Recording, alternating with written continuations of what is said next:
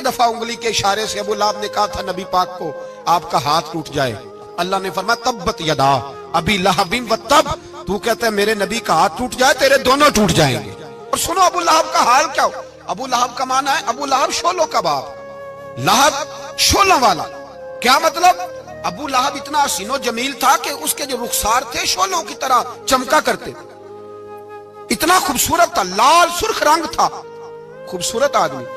अरब में जब गुर्बत थी तो इसके घर में उस वक्त भी 2 ईंटें सोने की थी। इतना मालदार आदमी और सरदार था सारे मक्के का, लेकिन नबी पाक की बेअदबी की। तुम्हें पता ही नहीं कि रब दुनिया में सबसे ज्यादा नाराज ही उससे है जो उसके रसूल का बेअदब है, सबसे ज्यादा नाराज ही उसी से।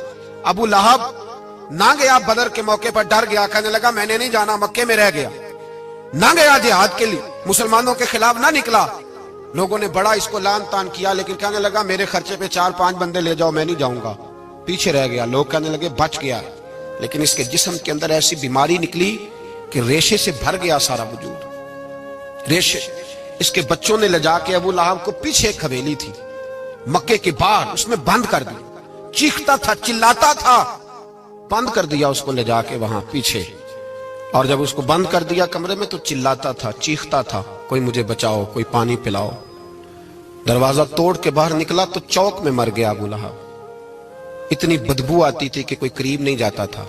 चौक में लाश पड़ी थी, यह है मैयत किसी बेअदब की, मुंह दिखाने के काबिल नहीं, उनके दुश्मन पे लानत खुदा की, रहम पाने के काबिल नहीं है।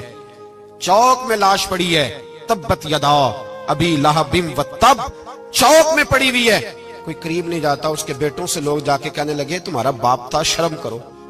एक मुलाजिम को पैसे दिए उसके बेटे ने, कहा गड़ा खोदो और मेरे बाप को रस्सी के साथ पकड़ के उसमें फेंक दो।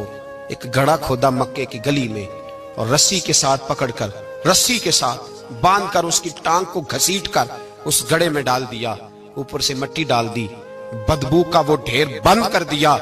अबू लहब मक्के का सरदार था, पर जाने कहां मरदूद दफन है।